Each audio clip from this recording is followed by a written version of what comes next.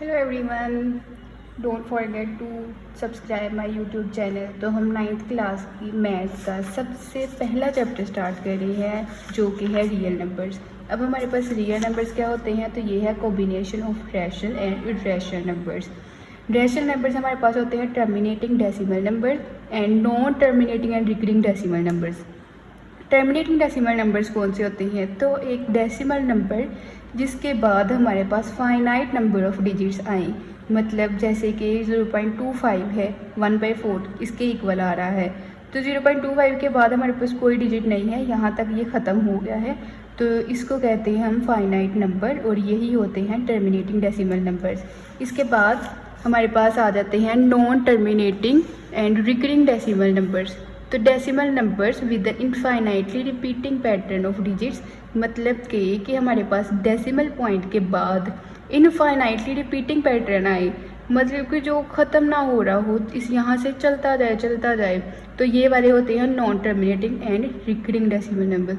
Non terminating होते हैं जो ख़त्म ना हो, और रिकरिंग जो रिपीट हो रहे हों।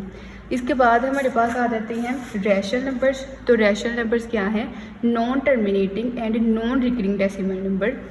तो ये वाले होते हैं हमारे पास नॉन टर्मिनेटिंग भी होते हैं और नॉन रिकरिंग डेसिमल नंबर्स भी होते हैं। जैसे कि हमारे पास पाई की वैल्यू है, अगर हम इसको कैलकुलेटर के ऊपर करेंगे तो हमारे पास ये वाला पैटर्न आएगा, और ये पैटर्न ख़त्म भी नहीं हो रहा, चलता जा रहा है, और नॉन रिकरिंग भी नहीं है, मतलब कि एक जैसा रिपीट भी नहीं हो रहा। इसी तरह ई और स्क्वायर रूट 2 ये सारे जो होते हैं हमारे पास होते हैं इर्रेशनल नंबर्स। अब यहाँ से हम क्वेश्चन इसके स्टार्ट करेंगे 1.1 में। 1.1 का सबसे पहला जो क्वेश्चन है उसमें उन्होंने पूछा है identify each of the following as a rational और इर्रेशनल नंबर। तो इनको हम सोल्व करेंगे। तो 2.3535 देखें तो हमारे पास क्या है, रैशनल नंबर है। कैसे, पॉइंट के बाद हमारे पास फाइनाइट नंबर ऑफ डिजिट्स आ रहे हैं, तो इसलिए ये रैशनल नंबर हुआ। अब हमारे पास 0.6 है, तो इस बार का मतलब होता है कि ये चलता जा रहा है, तो ये हुए नॉन टर्मिनेटिंग और रिकरिंग डेसिमल नंबर्स, मतलब कि ये भी रैशनल नंबर्स ही हैं। दो तरह के थे, एक तो जो फाइनाइटली थे और दूसरी तरह के कौन से थे, इनफाइनाइटली रिपीटिंग पैटर्न डिजिट्स जहाँ पे आए। इसी तरह 2.236067, तो अब यहाँ पे भी हमारे पास क्या है, एक ही पैटर्न। अब ये 236067 आ रहा है, इसके बाद भी आने वाले सारे डिजिट्स जो है ना वो हमें नहीं पता कि कौन से हैं, तो ये तो हमारे पास हो गया इर्रेशनल नंबर्स, क्योंकि हमें नहीं पता कि ये एक जैसे हैं या नहीं हैं, आगे से चलते जा रहे हैं, और ये हो गए हैं नॉन टर्मिनेटिंग और नॉन रिकरिंग नंबर, जो कि इर्रेशनल नंबर होते हैं। इसी तरह स्क्वायर रूट ऑफ 7, अगर हम इसको स्क्वायर रूट 7 को कैलकुलेटर के ऊपर करेंगे तो ये भी हमारे पास infinitely repeating non repeating pattern आएगा, तो ये भी रैशनल नंबर है। वैसे भी हमने बुक में पढ़ा है कि जो हमारे पास पाई की वैल्यू होती है, या फिर ई या फिर स्क्वायर रूट वाला कोई भी नंबर हो, तो वो हमारे पास होते हैं नॉन टर्मिनेटिंग और नॉन रिकरिंग डेसिमल नंबर्स, जो कि हैं इर्रेशनल नंबर। इसी तरह ई की वैल्यू भी हमारे पास इर्रेशनल है, पाई की वैल्यू भी इर्रेशनल है। अगर इसको भी हम स्क्वायर रूट ऑफ 11 को करेंगे कैलकुलेटर के ऊपर, तो हमारे पास ये भी इर्रेशनल नंबर ही आएगा।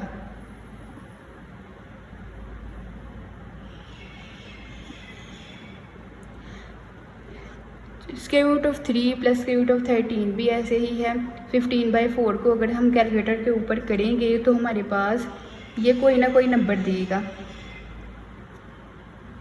इसको हम कैलकुलेटर के ऊपर करके देख लेते हैं। तो ये आया है हमारे पास 3.75, तो ये हो गया है एक रैशनल नंबर। इसी तरह हमारे पास 2 minus square root of 2, 2 plus square root of 2, अगर हम इसको सोल्व करें तो देखें कि ये हमारे पास यहाँ पे भी सेम वैल्यू है, यहाँ पे भी और यहाँ मिड में माइनस है और ये प्लस है, तो ये हमारे पास एक फार्मूला बनता है a minus b a plus b का, जो कि इक्वल होता है a square minus b square. ये बहुत इंपॉर्टेंट है, याद रखने वाला, इसमें नेक्स्ट भी यूज़ होगा। तो 2 का जो स्क्वायर है वो 4 हो गया, तो हमें पता है कि स्क्वायर रूट की वैल्यू होती है 1/2, और ये वाला 2 जब इसके साथ आएगा तो ये कट जाएंगे, तो यहाँ पे जस्ट 2 ही रह जाएगा, तो 4 माइनस 2 2 होता है, और ये भी क्या आ गया है, एक फाइनाइट नंबर, जो कि है। इसके बाद जब हम क्वेश्चन नंबर 2 को डिस्कस करें तो वो है represent the following number on number line. तो सबसे पहले हमारे पास नंबर आ रहा है स्क्वायर रूट ऑफ 2, तो स्क्वायर रूट ऑफ 2 की वैल्यू अगर हम कैलकुलेटर के ऊपर करके देखें तो हमारे पास आएगी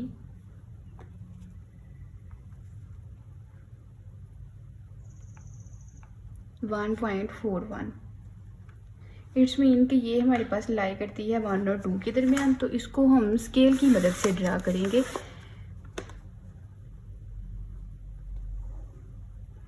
स्केल की मदद से ड्रा करेंगे इन नंबर्स इसके ऊपर, नेगेटिव साइड पे भी और पॉजिटिव साइड पे भी। मिड में हमारे पास 0 होता है, इस साइड पे हमारे पास सारी पॉजिटिव वैल्यूज़ होती हैं और इस साइड पे हमारे पास नेगेटिव वैल्यूज़ होती हैं। तो स्क्वायर रूट ऑफ 2 हमारे पास आंसर देगा ट्रायंगुलर की फॉर्म में। ट्रायंगुलर की फॉर्म में हमारे पास आएगा, यहाँ पे होगी हमारे पास बेस होती है और ये हमारे पास होता है परपेंडिकुलर। तो बेस और परपेंडिकुलर तो हमारे पास आ जाते हैं 1 की रेंज में।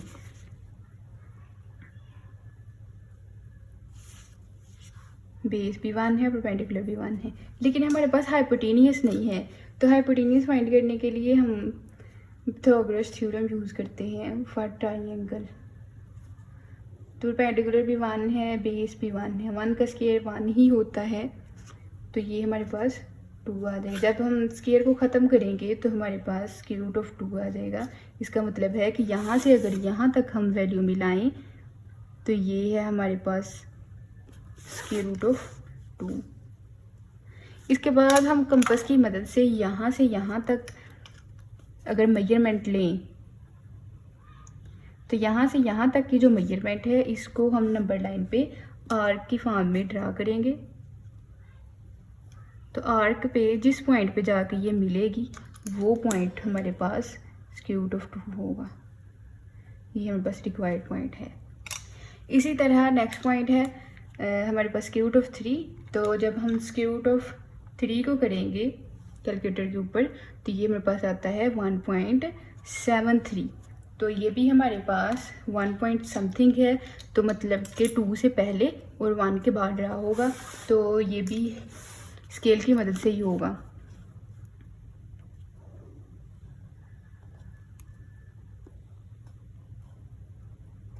इसको ड्रा करने के लिए सबसे पहले तो हमें चाहिए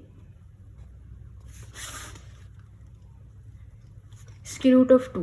जब हमारे पास स्क्वायर रूट ऑफ 2 आएगा तो स्क्वायर रूट ऑफ 2 के ऊपर जो हम परपेंडिकुलर ड्रॉ करेंगे वहाँ से हमें स्क्वायर रूट ऑफ 3 की वैल्यू फाइंड आउट होगी। तो पहले हम जैसे यहाँ पे स्क्वायर रूट ऑफ 2 को ड्रा किया है वैसे ही ड्रा करेंगे। यहाँ से यहाँ तक 1 की रेंज में है, यहाँ पे भी 1 की रेंज में, यहाँ से जो मिला वो था हमारे पास स्क्वायर रूट ऑफ 2। अब स्क्वायर रूट ऑफ 2 पे जब हम ड्रॉ करते हैं परपेंडिकुलर वो हम प्रोटेक्टर यूज़ कर लेंगे। तो इसकी मदद से ये 90 है तो यहाँ तक हम लगा लेंगे निशान, लेकिन इसके स्ट्रेट रख के इसको लाइन हमने 1 इंच की ही लगानी है। ये हमने ड्रा कर ली। अब यहाँ से यहाँ तक का जो डिस्टेंस है ये है हमारे पास square root of 3। Square root of 3 तो ये हो गया। अब प्रॉपर जो हमारे पास इसको नंबर लाइन पे ड्रा करना है वो जैसे हमने यहाँ से स्क्वायर रूट ऑफ 2 की मेजरमेंट ली थी, यहाँ से हम स्क्वायर रूट ऑफ 3 की मेजरमेंट लेंगे और इसको नंबर लाइन पे ड्रॉ करेंगे।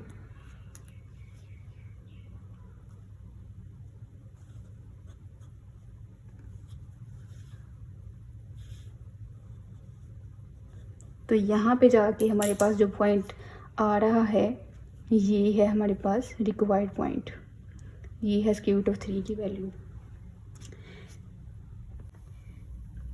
नेक्स्ट क्वेश्चन हमारा ज़्यादा इजी हो जाता है क्योंकि उसके अंदर हमारे पास स्क्वायर रूट की फॉर्म में कोई वैल्यू नहीं आ रही है।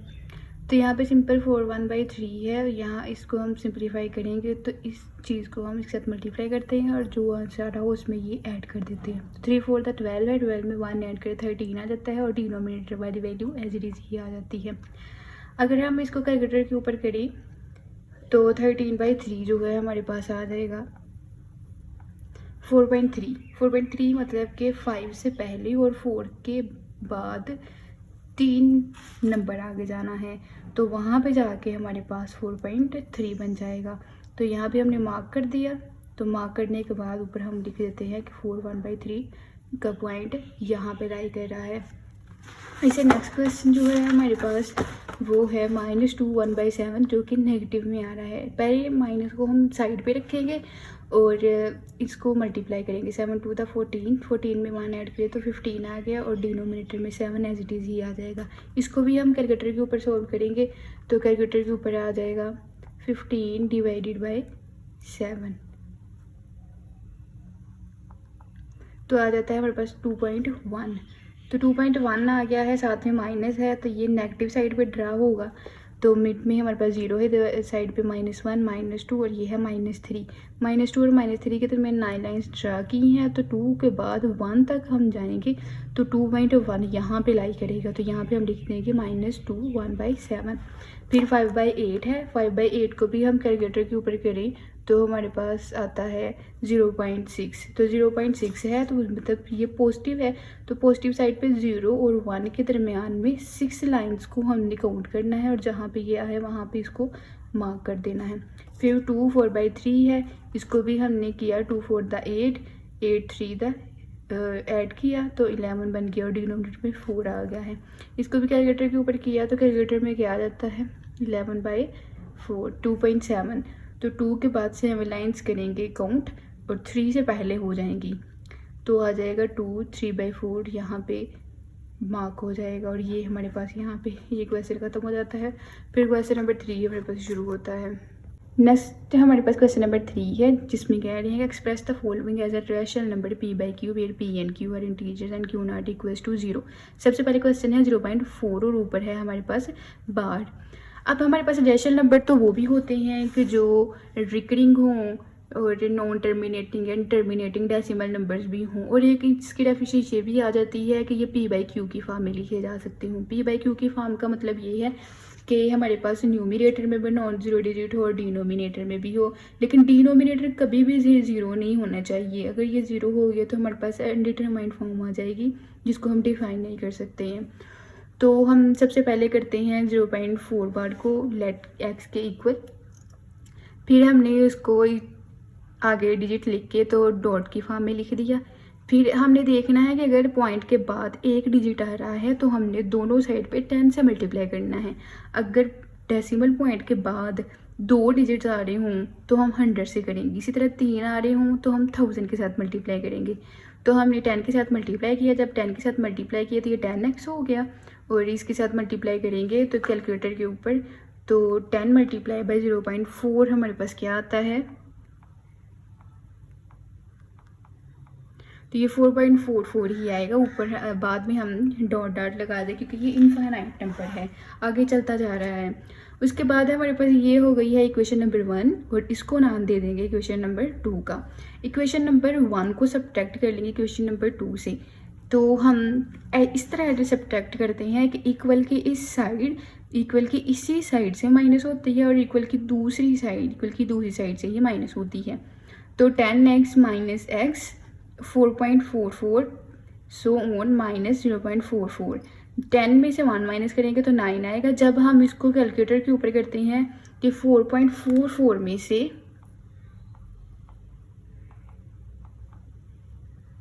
0.44 को माइनस तो ये हमारे पास आता है 4। तो अब हमने इसको p/q की फॉर्म में लिखना है। तो यहाँ से अगर हम करें तो ये आ जाएगा x = 4/9 जो कि हमें शो करवाता है कि जो डेसिमल नंबर है वो किस फॉर्म में आ गया है, p/q की फॉर्म में। इसी तरह नेक्स्ट क्वेश्चन करें तो वो है 0.37, ऊपर है बार। तो यहाँ पे भी सेम हमने लेट कर लिया x के इक्वल, उसको लिख लिया हमने ये डिजिट्स की फॉर्म में। इसको इक्वेशन नंबर 1 का नाम दे लिया। तो जैसे मैंने बताया था कि अगर पॉइंट के बाद एक डिजिट होगा तो हम 10 से मल्टीप्लाई करेंगे, 2 होंगे तो हम 100 से मल्टीप्लाई करेंगे। तो हमने 100 से मल्टीप्लाई किया, 100 से मल्टीप्लाई करने के बाद हमारे पास 37.3737 आता है। आगे सो ऑन हमने ज़रूर लगाना है। इसको इक्वेशन नंबर 2 का नाम दे लेंगे। इसको कैलकुलेटर के ऊपर करके देखना, सेम आंसर ही आएगा। और कैलकुलेटर के ऊपर कभी भी ये सो नहीं लिखा जाता। अब हम इक्वेशन नंबर 1 को 2 से माइनस कर देंगे तो इक्वल की ये वाली साइड इक्वल किसी साइड से सब्ट्रैक्ट होगी और दूसरी साइड से ही। 100 में से 1 माइनस किया तो 99 आ गया, 37 में से 0 किया तो 37 ही आता है, और ये वाले सारे माइनस हो जाएंगे तो कट हो जाएंगे। तो यहाँ से हम x की वैल्यू निकालेंगे तो ये 37/99 आ जाएगी। तो ये भी हमारे पास p/q की फॉर्म में आ गया है, और q 0 भी नहीं है। इसी तरह 0.21 है, तो ये भी लेट कर लिया हमने 0.21। ऊपर बार है तो बार को हमने ख़त्म किया, ए पॉइंट के दोनों साइड दूसरी साइड पे 2 डिजिट हैं, हम 100 से मल्टीप्लाई करेंगे। 100 से मल्टीप्लाई करने के बाद हमारे पास जो आंसर है उसको हमने क्वेश्चन नंबर 2 का नाम दे लिया है। फिर 1 को 2 से सब्ट्रैक्ट कर लिया, सब्ट्रैक्ट करने के बाद हमारे पास 100 में से 199 आते हैं और 21 में से 0 21 ही आता है। तो x की वैल्यू आ जाती है हमारे पास 21/99। तो ये भी किस फॉर्म में आ गई है, p/q की फॉर्म में। नेक्स्ट जब हम करेंगे क्वेश्चन नंबर 4, तो ये है प्रॉपर्टीज़। तो पहले हमें प्रॉपर्टीज़ का पता होना चाहिए कि कौन कौन सी हैं, तो हम पीछे से इनको डिस्कस करेंगे। प्रॉपर्टीज़ हैं 2 तरह की, एडिटिव प्रॉपर्टी भी हैं और मल्टीप्लिकेटिव प्रॉपर्टीज़ भी। एडिटिव प्रॉपर्टी कौन कौन सी हैं, क्लियर है, कम्यूटेटिव है, एसोसिएटिव, आइडेंटिटी और इन्वर्स। सेम मल्टीप्लिकेटिव की भी यही हैं, लेकिन इनमें फ़र्क थोड़ा सा आ जाएगा, इसमें एडिशन आएगी और इसमें मल्टीप्लिकेशन आएगी। तो क्लियर प्रॉपर्टी हमें क्या कहती है कि जब हमारे पास 2 नंबर्स हों जो कि रियल नंबर हों, आर का मतलब है, और इसका मतलब है कि ये बिलोंग्स हैं और आर रियल नंबर हैं। 2 नंबर हों और वो ऐड हो रहे हों तो हमारे पास आंसर भी कोई ना कोई रियल नंबर ही आना चाहिए। जैसे कि एग्जांपल दे दी है, 2 और 3 को प्लस करें तो हमारे पास 5 आता है, तो 5 भी एक रियल नंबर है। फिर कम्यूटेटिव प्रॉपर्टी हमें क्या कहती है कि हमारे पास 2 डिजिट हैं, a + b और b + c। मतलब कि हमारे पास एग्जांपल में है 2 + 5, और अगर 5 + 2 भी करें तो दोनों का आंसर सेम आ रहा हो। तो देखो 2 + 5 भी 7 होते हैं और 5 + 2 भी 7 होते हैं। इसी तरह एसोसिएटिव प्रॉपर्टी है, तो एसोसिएटिव प्रॉपर्टी में 3 एलिमेंट आ जाते हैं, a, b और c। अब यहाँ पे ब्रैकेट का डिफरेंस आ गया है। अगर हम ब्रैकेट को पहले सोल्व करें 3 + 5 तो ये 8 आएगा और 2 + 8 10 आएगा। इक्वल की दूसरी साइड में भी हम ये ब्रैकेट्स बाद में थी, यहाँ पे ब्रैकेट्स पहले हैं। 2 और 3 को प्लस करें तो 5 आता है, ये भी 5, तो 5 फिर 5 10। सोल्व करने का मेथड थोड़ा सा डिफरेंट हो जाता है लेकिन आंसर सेम ही आता है। तो ये है एसोसिएटिव प्रॉपर्टी। आइडेंटिटी प्रॉपर्टी क्या होती है विद रिस्पेक्ट टू एडिटिव, तो क्या है, हमारे पास कोई ना कोई डिजिट हो, उसमें हम ऐसा डिजिट जो है ना ऐड करें जिससे उस नंबर को कोई ना कोई फ़र्क ना पड़ रहा हो, तो वो है हमारे पास एडिटिव आइडेंटिटी हमेशा 0 होती है। तो 5 + 0 तो क्या होता है 5, अगर 0 + 5 करें तो वो भी 5 ही होता है। इनवर्स की प्रॉपर्टी हमारे पास क्या होती है विद रिस्पेक्ट टू एडिशन, तो ये है हमारे पास कोई नंबर हो, उस नंबर में हम एक ऐसा नंबर ऐड करें कि वो 0 हो जाए। तो जैसे कि हमारे पास ये 6 है, 6 में -6 हमने कर दिया तो हमारे पास एक प्लस का और एक माइनस का, तो वो 0 हो जाता है। इसी तरह हमारे पास मल्टीप्लिकेटिव प्रॉपर्टीज़ हैं। मल्टीप्लिकेटिव प्रॉपर्टी में क्लियर जो सबसे पहले आ रही थी इसमें एडिशन हुई थी, इस पर मल्टीप्लिकेशन हो जाती है। a और b को मल्टीप्लाई करेंगे तो हमारे पास रियल नंबर आना चाहिए। 2 × 5 10 है, तो रियल नंबर ही आंसर आया है। कम्यूटेटिव इसमें क्या थी कि left hand side right hand side के इक्वल हो, लेकिन हमें जो वैल्यूज़ हैं उनका पैटर्न चेंज हो जाए। जैसे यहाँ पे a b है और यहाँ पे b ये है, तो a हमारे पास 2 है, b 3 है, 2 3 दा 6 3 2 दा भी 6 होता है, तो ये रियल नंबर आंसर आ गया हमारे पास और दोनों साइड भी इक्वल आ जाती हैं। इसी तरह एसोसिएटिव की बात करें तो एसोसिएटिव में 3 एलिमेंट होते हैं a b c, यहाँ पे ब्रैकेट बाद में आती है, यहाँ पे ब्रैकेट पहले आ जाती है। तो जब हम ब्रैकेट को सोल्व करते हैं तो 15 आ जाता है और यहाँ पे 2 आ गया है, तो 2 15 30 होता है। यहाँ पे हम ब्रैकेट को पहले सोल्व करते हैं तो 2 3 दा 6 होता है और 5 बाद में, तो 6 5 दा 30 ही होता है। इसी तरह आइडेंटिटी, तो मल्टीप्लिकेटिव आइडेंटिटी होती है हमेशा 1 और एडिटिव आइडेंटिटी होती है हमेशा 0। ये बहुत इंपॉर्टेंट MCQs है। तो a × 1 1 × a, तो a वही आंसर आया है। तो आइडेंटिटी यही होती है कि हम विद रिस्पेक्ट टू मल्टीप्लिकेटिव हो या एडिटिव हो उस नंबर के साथ ऐड करें या मल्टीप्लिकेट करें तो आंसर को कोई भी इफेक्ट ना पड़े, एज इट इज़ ही आ जाए। इनवर्स की बात करें तो यहाँ पे हमारे पास माइनस होता है, लेकिन यहाँ पे हमारे पास सब्ट्रैक्शन डिवीजन आ जाती है। तो a × 1/a करेंगे तो हमारे पास आंसर 1 आएगा। यहाँ पे हमारे पास एडिटिव प्रॉपर्टी में हमारे पास इनवर्स हमेशा 0 आता है, लेकिन हमारे पास मल्टीप्लिकेटिव में हमेशा 1 आता है। इसके बाद हमारे पास आ जाती हैं डिस्ट्रीब्यूटिव प्रॉपर्टीज़। डिस्ट्रीब्यूटिव प्रॉपर्टी में ये होता है कि हमारे पास एडिशन भी हो जाती है और सब्ट्रैक्शन भी हो जाता है। अगर तो हमारे पास जो मल्टीप्लिकेशन है वो राइट साइड पे है या लेफ़्ट साइड पे है, अगर तो लेफ़्ट साइड पे है तो वो हमारे पास होगा left distributive property of multiplication, ये मल्टीप्लिकेशन है ना, ओवर एडिशन। और अगर वो राइट साइड पे है, जैसे यहाँ पे सी है, तो ये हमारे पास right distributive property of multiplication over addition होती है। चलिए हम एक्सरसाइज को सोल्व करते हैं। तो एक्सरसाइज में अगर हम सबसे पहला क्वेश्चन देखें तो a+4+b is equals to a+4+b है। यहाँ पे अगर हम देखें तो 1 2 3 डिजिट्स हैं और यहाँ पे एडिशन हो रही है, तो इसका मतलब है कि ये एसोसिएटिव प्रॉपर्टी है विद रिस्पेक्ट टू एडिशन। फिर हम सेकंड क्वेश्चन देखें तो ये देखिए यहाँ पे 1 और 2 वैल्यूज़ हैं, 3 और 2। यहाँ पे पैटर्न चेंज है और दरमियान में एडिशन है, तो ये हो गई है हमारे पास commutative property with respect to addition. यहाँ पे अगर हम देखें तो x माइनस एक्स है, इसका मतलब है कि x और प्लस x में माइनस एक्स ऐड कर दिया है, तो आंसर क्या आया है 0। तो ये कौन सी हमारे पास प्रॉपर्टी हो गई, inverse property with respect to addition. फिर हमारे पास a b प्लस सी और ए बी प्लस सी, तो यहाँ पे देखें ये है हमारे पास लेफ्ट साइड पे ए, अंदर हो रही है एडिशन और यहाँ पे है मल्टीप्लिकेशन। तो ये है हमारे पास left distributive law of multiplication over addition. तो यहाँ पे नेक्स्ट क्वेश्चन है हमारे पास 16 + 0, तो यहाँ पे हमारे पास 0 ऐड हो रहा है और इसको कोई इफेक्ट नहीं पड़ रहा, आंसर एज इट इज़ ही आ रहा है। तो ये है हमारे पास एडिटिव आइडेंटिटी।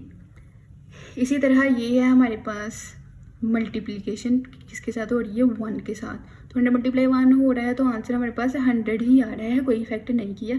तो ये है हमारे पास मल्टीप्लिकेटिव आइडेंटिटी, मतलब कि 1 जो हमारे पास था वो आइडेंटिटी ही थी विद रिस्पेक्ट टू मल्टीप्लिकेशन, और यहाँ पे हमारे पास था जो 0 था वो था addition with respect to 0 with respect to addition. इसके बाद हमारे पास जो क्वेश्चन है 4 × 5 × 8। यहाँ पे देखो 1 2 3 डिजिट्स हैं, 1 2 3 डिजिट्स हैं, यहाँ पे ब्रैकेट बाद में आ रही है, यहाँ पे ब्रैकेट पहले आ रही है। तो ये हमारे पास कौन सी थी, associative property with respect to multiplication. इसी तरह A B equals to B, ये तो ये दोनों मल्टीप्लाई हो रहे हैं, बस पैटर्न चेंज है थोड़ा सा। तो ये हमारे पास कौन सी थी, commutative property with respect to multiplication.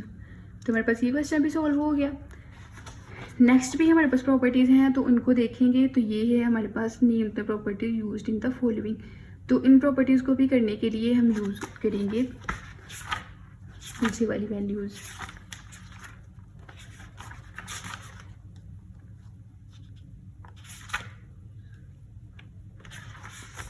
ये वाली, तो यहाँ पे हमारे पास प्रॉपर्टीज़ क्या हैं, रिफ्लेक्सिव प्रॉपर्टी के सबसे पहले तो हमारे पास रिफ्लेक्सिव प्रॉपर्टी क्या होती है कि हमारे पास एक रियल नंबर है ए जिसे कहते हैं, इसका आंसर भी अगर सेम आ जाए तो वो होती है रिफ्लेक्सिव प्रॉपर्टी।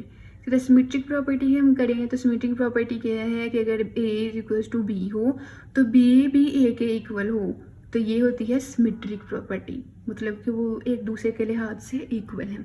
फिर है हमारे पास ट्रांजिटिव प्रॉपर्टी।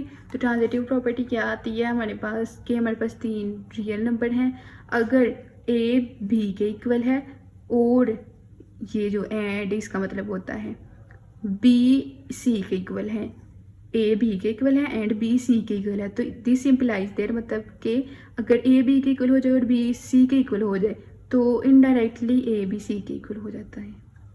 फिर हमारे पास एडिटिव प्रॉपर्टी है। तो एडिटिव प्रॉपर्टी क्या है, ए अगर इक्वल्स टू बी है हमारे पास तो दोनों में सी ऐड हो गया, तो ये एडिटिव प्रॉपर्टी है। मल्टीप्लिकेटिव प्रॉपर्टी क्या है, हमारे पास 2 डिजिट थे ए और बी, तो यहाँ पे दोनों साइड पे सी के साथ मल्टीप्लाई होगा, तो ये मल्टीप्लिकेटिव प्रॉपर्टी हो गई है।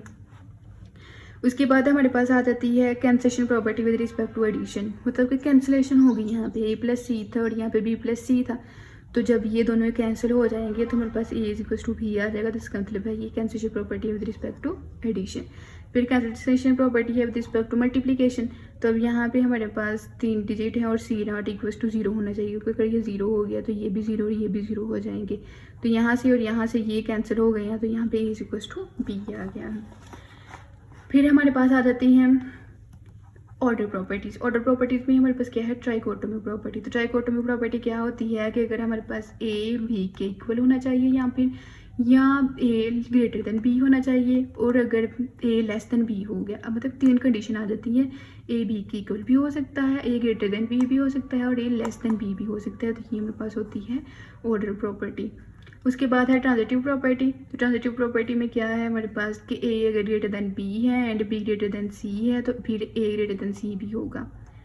जैसे यहाँ पे transitive property equality of real numbers, तो यहाँ पे भी ऐसे ही था कि ए बी एंड यहाँ पे बस इक्वल था, और यहाँ पे हमारे पास लेस देन और ग्रेटर देन के साइन आ गए हैं। फिर हम एडिटिव प्रॉपर्टी की बात करें तो ये भी सेम वैसे ही है जैसे यहाँ पे थी, बस यहाँ पे इक्वालिटी थी और यहाँ पे हमारे पास लेस देन और ग्रेटर देन है।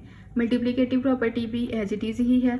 डिवीजन प्रॉपर्टी में बस ये आ जाता है कि अगर ए लेस देन बी है तो ए बाई सी और लेस देन बी बाई सी, मतलब कि यहाँ पे डिवाइड कर दिया हमने सी के साथ। नेक्स्ट भी सारे ऐसे ही हैं। हमारी लास्ट वन प्रॉपर्टी है रेसिप्रोकल प्रॉपर्टी। तो रेसिप्रोकल प्रॉपर्टी में क्या होता है कि हमारे पास नंबर होता है A less than B. This implies that अगर हमने इसका रेसिप्रोकल ले लिया, रेसिप्रोकल होता है कि इसका उल्ट कर दिया, 1/a और 1/b कर दिया हमने। जब 1/a और 1/b होता है तो ये जो इक्वालिटी का साइन होता है ना, इनइक्वालिटी का साइन, ये भी चेंज हो जाता है जब हम इसका रेसिप्रोकल लेते हैं। इसी तरह जब हमारे पास ए ग्रेटर देन बी होगा और इसका रेसिप्रोकल लेंगे तो ये आ जाएगा हमारे पास 1/a लेस देन 1/b। अब हम एक्सरसाइज के क्वेश्चंस की तरफ चलते हैं। Name the property used in the following. तो -3 लेस देन -1।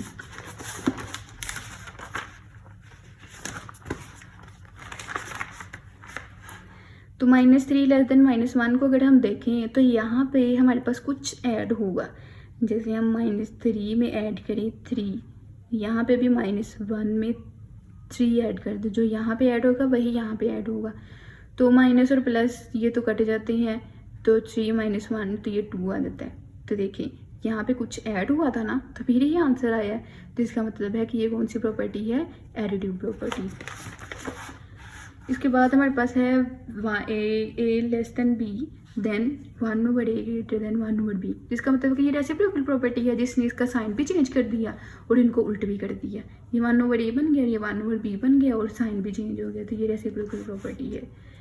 इसके बाद हमारे पास है ए लेस देन बी। तो दोनों में कुछ ना कुछ ऐड हुआ है, तो ये कौन सी प्रॉपर्टी है, एडिटिव। इसी तरह हमारे पास ए सी लेस देन बी सी है, तो जो कि थी ए लेस देन बी। तो ये वाली कौन सी चीज़ें थी हमारे पास, मल्टीप्लिकेशन की, मतलब कि सी इनके साथ क्या हुआ है, मल्टीप्लिकेट हुआ है। तो ये कौन सी प्रॉपर्टी हो गई, मल्टीप्लिकेटिव प्रॉपर्टी। इसी तरह हमारे पास नेक्स्ट भी यही है, ए सी लेस देन बी सी, और सी जो है वो ग्रेटर देन लेस देन 0 होना चाहिए।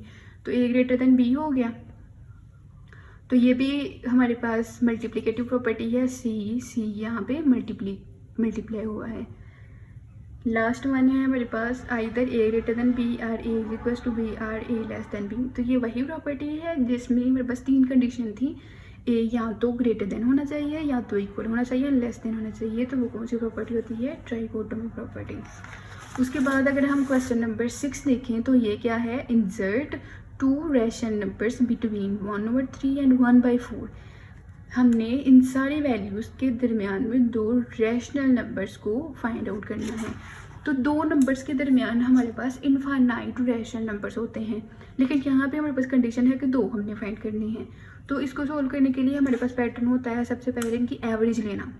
तो हम क्या करेंगे, 1/3 और 1/4 की एवरेज लेंगे। एवरेज हम कैसे लेते हैं, इन वैल्यूज़ को प्लस कर देना है और जितनी ये वैल्यूज़ हों उतने नंबर पर डिवाइड कर देना है। तो दोनों को प्लस किया तो 2 पे डिवाइड हो गई हैं। अब यहाँ पे हम लेंगे एलसीएम। जब एलसीएम लेंगे हम तो यहाँ पे एलसीएम क्या आएगा, 3 और 4, 3 × 1 = 3, 4 × 1 = 4, दोनों एक टेबल में नहीं आते हैं, तो यही हमारे पास एलसीएम आ गया है। अब एलसीएम लेने कैसे लिया हमने, ये 12 है, 12 हमारे पास आ गया है। 12 आ गया है तो 3 की जो हमारे पास इसको 12 बनाना है। 3 4 दा 12 बना, 4 के साथ मल्टीप्लाई करके 12 आया, तो इस 4 को हमने इसकी ऊपर वाली वैल्यू के साथ मल्टीप्लाई कर देना होता है। तो 4 1 दा 4, इसी तरह 4 3 दा 12 होता है, तो इसके साथ भी मल्टीप्लाई करेंगे, इसके साथ भी मल्टीप्लाई करेंगे 3 को, तो 3 1 दा 3 और 3 4 दा 12, तो ये 12 आ गया और नीचे हमारे पास 2 ही है। अब हमारे पास 1 2 3 है, तो जहाँ पे कुछ ना हो वहाँ पे 1 होता है। अब ये वाली चीज़ को हम चेंज करें तो ये कैसे आएगी, डिवीजन की फॉर्म में थी ना, कैसे 4 + 3 7 है और नीचे है 12/2। इसको अगर हम चेंज करें तो ये आ जाएगी 1/2, तो 12 2 का क्या हो जाएगा 24, तो 7/24। ये हमारे पास एक रैशनल नंबर आ गया।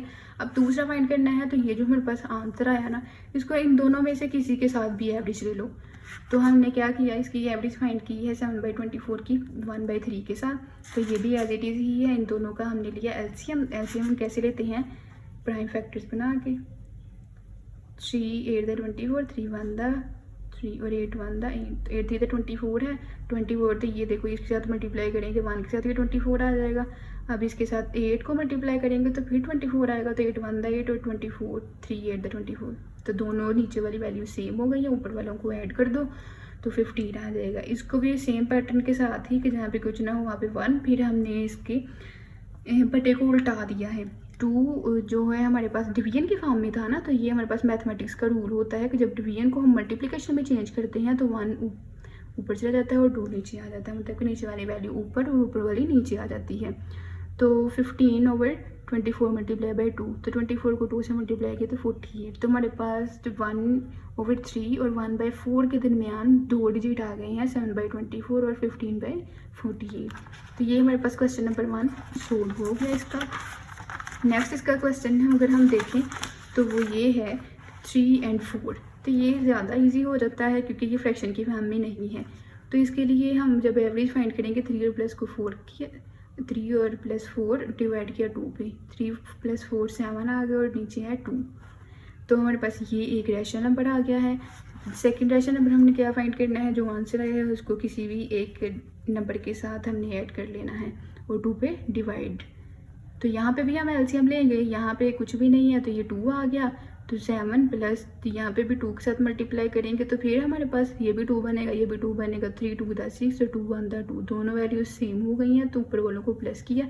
यहाँ पे भी सेम पैटर्न आएगा हमारे पास, तो 13/2 है, तो जब हम इसको डिवीजन से मल्टीप्लिकेशन में चेंज करते हैं तो ऊपर वाली नीचे और नीचे वाली ऊपर चली जाती है, 13 1 दा 13 और 2 2 दा 4, तो हमारे पास ये 2 रैशनल नंबर आ गए हैं। तो ये रैशनल नंबर हो गए, सेकंड क्वेश्चन भी हमारे पास हो गया। फिर जब हम थर्ड क्वेश्चन करेंगे 3/4 और 4/5 है, तो ये भी फर्स्ट वाले की तरह ही है। तो 3/4 इसकी भी एवरेज ली, 3/4 + 4/5। अब ये दोनों एक टेबल में नहीं आ रहे हैं, तो इनका तो एलसीएम सिंपल ही है, 4 5 दा 20, इस वैल्यू किसके साथ मल्टीप्लाई कर दी, इसको वैल्यू किसके साथ मल्टीप्लाई कर दी है, तो 5 3 दा 15 और 4 4 दा 16/20। इसको भी इसी पैटर्न के साथ हमने 20 के साथ मल्टीप्लाई कर दिया, 31/40। तो ये हमारे पास फर्स्ट रैशनल नंबर आ गया है। सेकंड फाइंड करने के लिए इसी को हमने किया है 3/4 के साथ ऐड और 2 पे डिवाइड, तो हमारे पास क्या आ जाता है, इसका एलसीएम लिया तो दोनों को 40 और 4 10 दा 40, 4 1 दा 4, 10 1 दा 10, तो ये आ जाता है हमारे पास 40।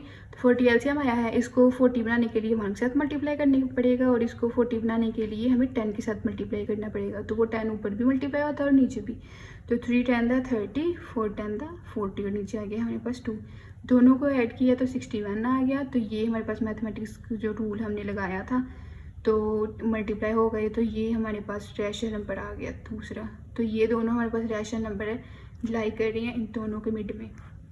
तो यहाँ तक हमारी 1.1 ख़त्म होती है। अगर किसी को कोई इशू हो तो वो कमेंट सेक्शन में पूछ सकता है।